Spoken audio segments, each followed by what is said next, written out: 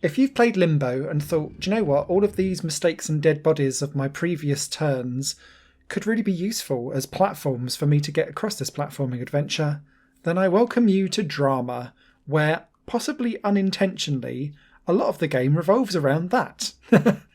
This game sparks immediate Limbo vibes with its visuals aesthetic, but actually it plays just as much as a game that I personally love called And Yet It Moves, which is a 2D puzzler where the screen rotates around and you kind of fall around inside it. The idea with Drama is that you play as this boy called Frank, and through each of these 96 levels that you've got, mostly no longer than a single screen, you'll have various different objectives to clear to get to the exit. However, the whole point of Drama is that it keeps throwing weird and wonderful tricks to try and make it feel clever and stand outside of the box. So initially it will introduce you to platforming, and it'll all be done with the arrow keys on your keyboard, sadly, for this PC port. And then you'll realise that actually the spacebar is used to get off of vines, and it doesn't tell you. But then there'll be a level where the only way how you can get out of the level is to grab the mouse and then drag the door open. And then another time it will be that there's no platforms and the mouse is suddenly enabled for you to draw platforms in. Then there's one where you just walk out through the entrance and that's the end of the level. It keeps trying to throw these curveballs in, and there's hints in the top left-hand side of the screen that you can access to try and guide you on the path, although the titles of the levels often do that for you too.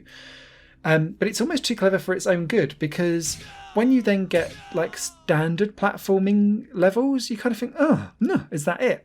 And so the difficulty curve of this game is not a curve, it's like a roller coaster, because it really depends on what it's trying to throw at you and how obscure and obtuse the level design for that level is.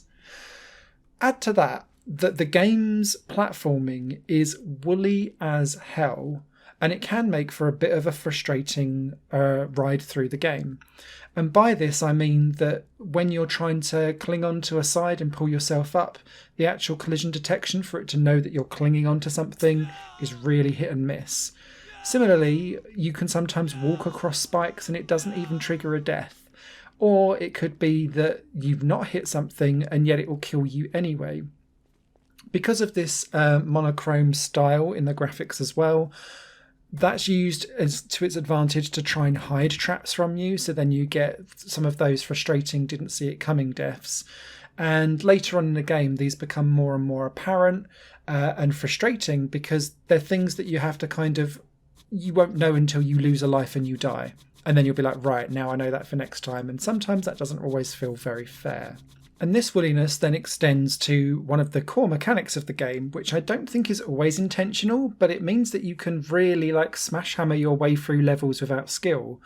And that's that every time you die, for at least 3 times, if not more, it seems to be a bit random for some of the levels, your previous body's left behind. And so you can use that as platforms, particularly on water, because they float and you can kind of run across water instead of drown.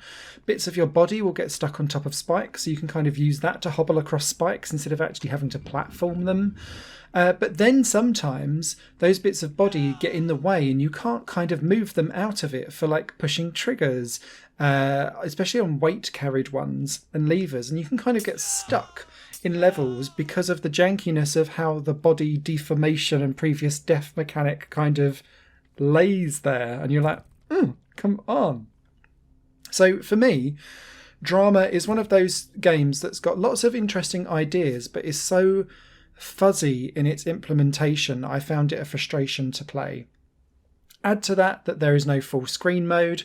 I had problems with it loading previous saves and had to start the game several times again and again, and that there's a 1,000 life limit for you to get across these 96 levels. But what I found was that even when my saves broke and I restarted the game, it was still keeping previous tally of my previous deaths on the previous run. So I was starting at like 932, and I was like, well, that's not fair at all. So there's clearly some bugs in the code and the process that need to be worked out through this too.